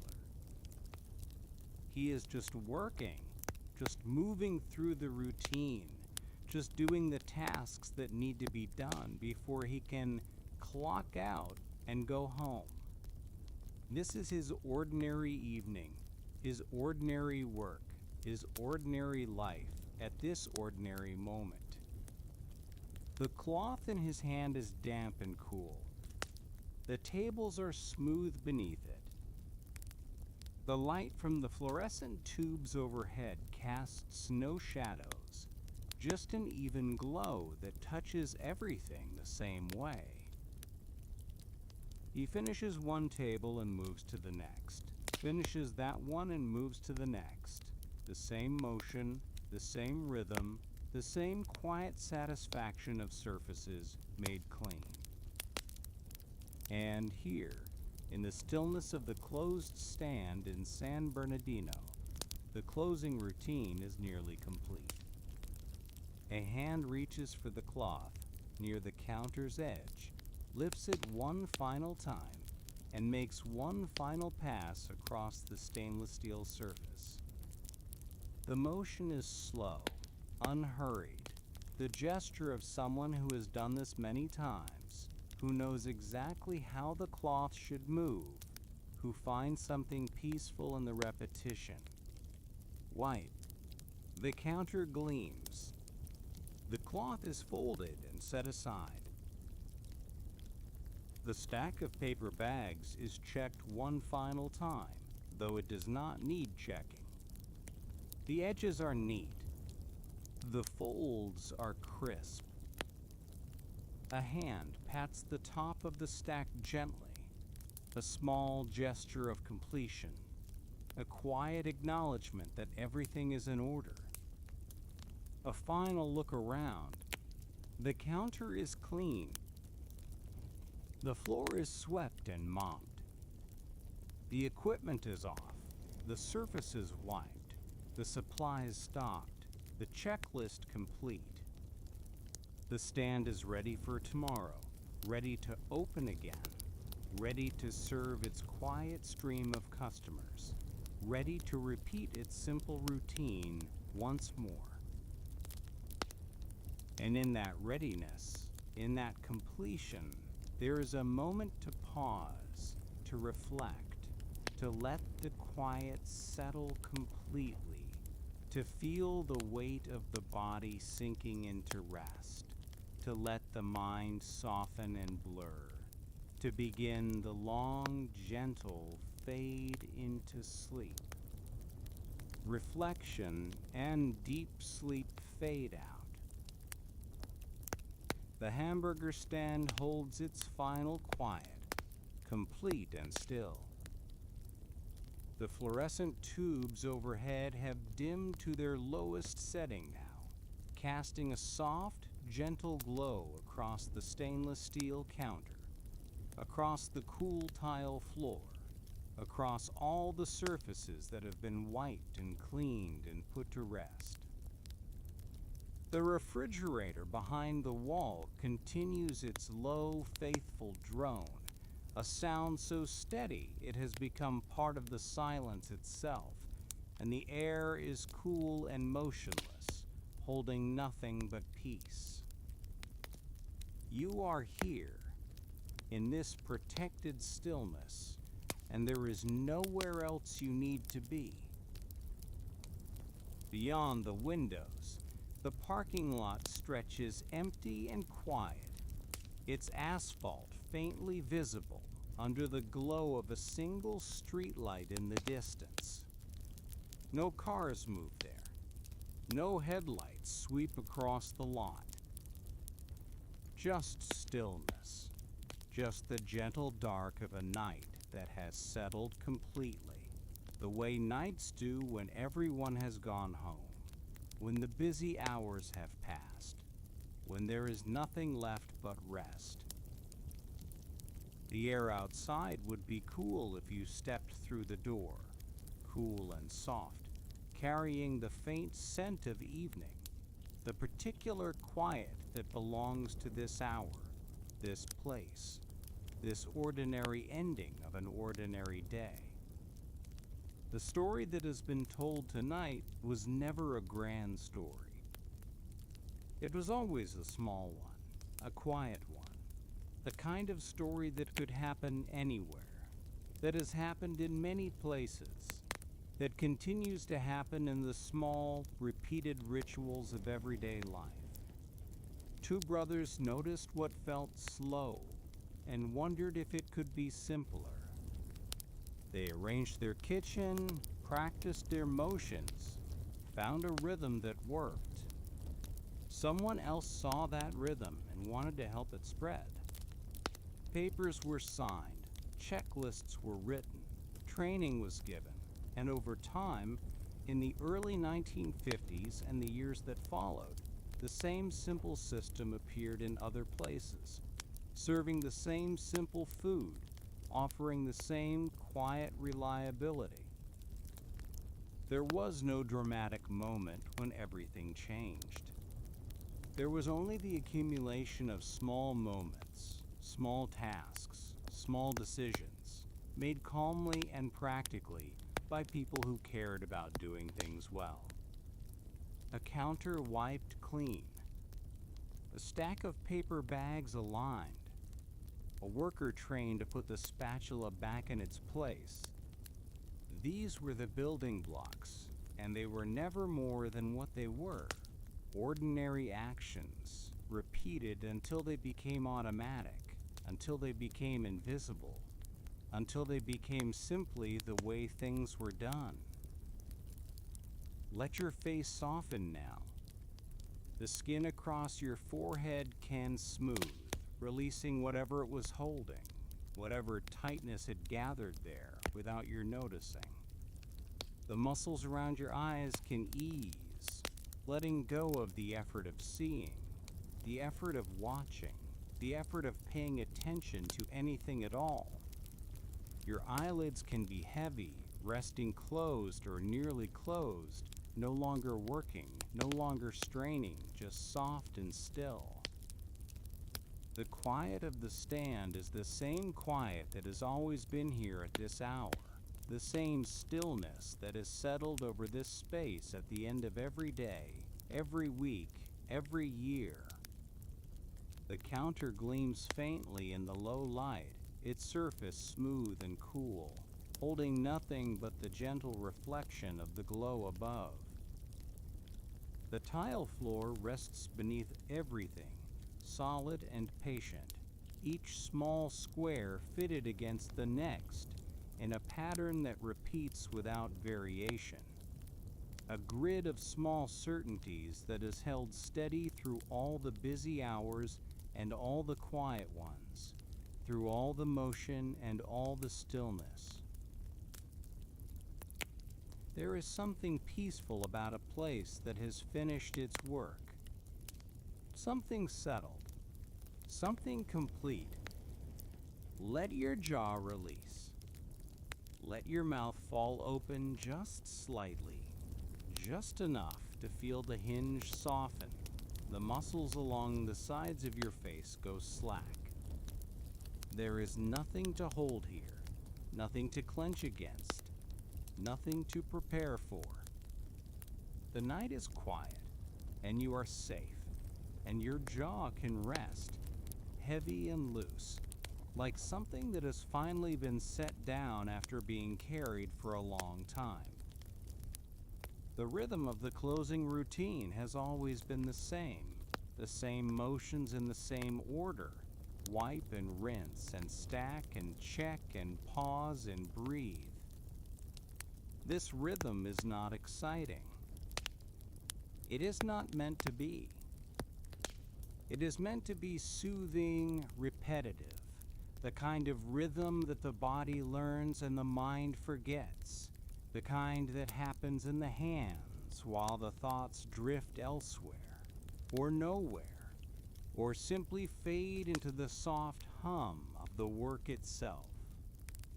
Somewhere in this story, there were people with names, with faces, with lives beyond the kitchen and the counter.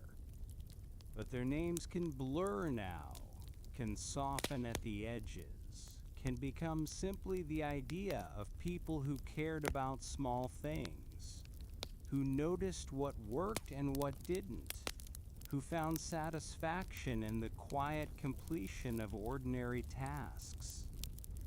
They don't need to be remembered specifically.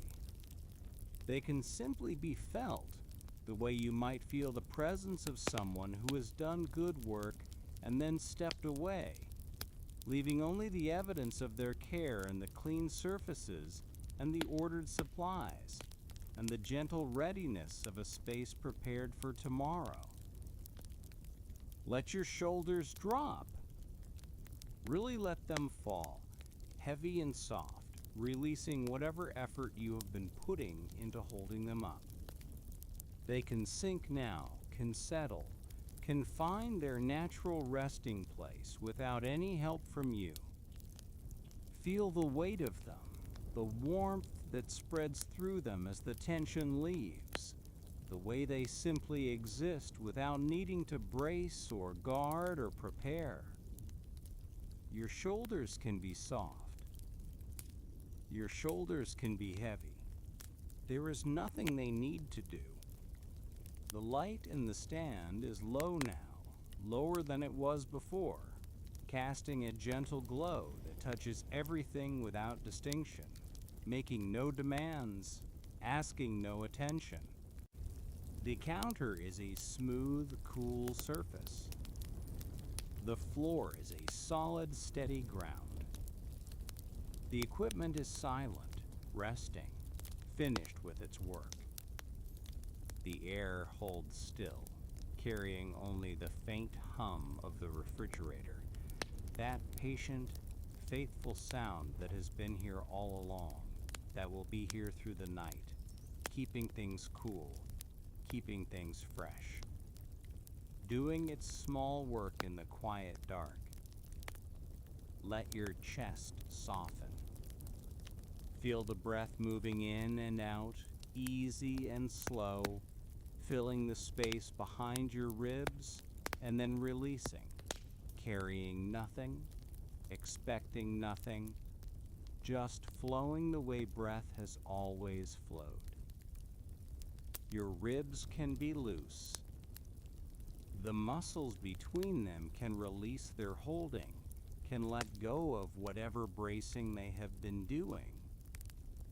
Your chest can be open and soft, rising and falling with each breath, rising and falling like something natural, something effortless, something that happens on its own without any direction from you. The everyday rituals that grew from this small beginning are happening now, somewhere, in the quiet of other closing times, other workers wiping other counters, other hands folding other cloths, other feet standing on other cool tile floors. These rituals are not dramatic.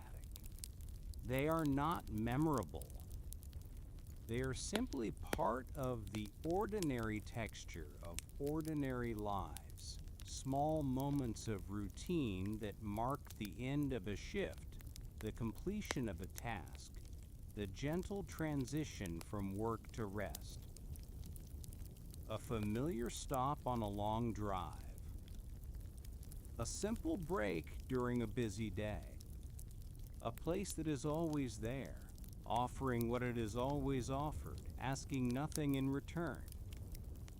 These are the small ways that something ordinary becomes part of life, not through grand gestures, but through quiet repetition, through the steady accumulation of unremarkable moments that add up over time to something familiar, something reliable, something that is simply there when you need it. Let your belly soften. This is a place where many of us hold our worries, our anxieties, the tight knot of all the things we are trying to manage. But you don't have to manage anything now. You don't have to control anything. You can let your belly go soft and round, let it rise and fall with your breath, gentle and easy, the way a sleeping child's belly rises and falls, without effort, without thought. Feel the weight of your breath settling into your center. Feel the softness spreading through your middle. The specific details are fading now, the way details fade when you are very tired, when the edges of things begin to blur, when names and numbers and particular facts become less important than the general feeling of peace, the general sense of completion, the general warmth of rest approaching. The counter is just a surface now, smooth and cool. The cloth is just a soft weight in the hand, something used for a quiet purpose and then set aside. The clipboard is just a shape on a wall, something with a list, something that kept track of tasks that have now been done. Let your back sink into whatever holds you. Feel the long muscles along your spine, releasing, softening, letting go of their effort. You are held. You are supported. There is nothing you need to do to keep yourself upright, nothing you need to brace against. Just sinking. Just settling. The warmth spreading through your back, from the base of your neck down to your lower spine, heavy and soft and safe. The sounds of the stand are simple sounds. A hum, a drone, the faint tick of something cooling, something settling, the small noises a building makes when it is resting. These sounds are not asking for your attention. They are just part of the quiet, part of the peace, part of the gentle background against which sleep can come. Let your hips release. Feel the deep muscles around your pelvis softening, the joints where your legs meet your body loosening. Your hips can spread and settle, can sink into the support beneath you. Heavy, warm, held. The light is dimmer now. The glow is softer. The edges of things are less defined, less sharp, more like suggestions than objects, more like memories than present realities. This is how it feels when rest is near, when the busy mind begins to quiet, when the effort of paying attention begins to ease into the effortlessness of letting go. Let your legs be heavy. Feel the weight of your thighs, your knees, the long muscles that have carried you through the day, now simply resting, simply being, simply existing without effort. Your legs can sink. Your legs can be still. The routine is nearly done. The small tasks have been completed. The surfaces are clean. The supplies are stocked. The space is ready. There is nothing left to do but rest. Nothing left to check. Nothing left to worry about. Everything is in its place. Everything is as it should be. Let your calves soften. Feel the heaviness spreading down from your thighs, through your knees, into the muscles of your lower legs. Warm, loose, released. The night outside the windows is quiet, dark and quiet, peaceful. The kind of night that holds sleep the way a gentle hand holds something precious, carefully, completely, without any intention of letting go. Let your feet relax. Feel the warmth spreading into them from your calves down through your ankles, into your heels, into the arches, into each toe. Your feet can be heavy. Your feet can be soft. They have carried you so far. The whole body is settling now. Every part of you sinking into rest. Face soft. Jaw loose. Shoulders down. Chest open. Belly easy. Back supported. Hips released. Legs heavy. Feet warm. A hand reaches out one last time and touches something smooth. A surface wiped clean. A cloth folded and set aside. A small task completed. The hum continues, soft and low. The drone continues, patient and steady. The quiet holds. The light goes off. The room becomes still. And you are held in that stillness, safe and warm, drifting now, sinking now, letting go. Rest. Sleep. The night is here. Good night.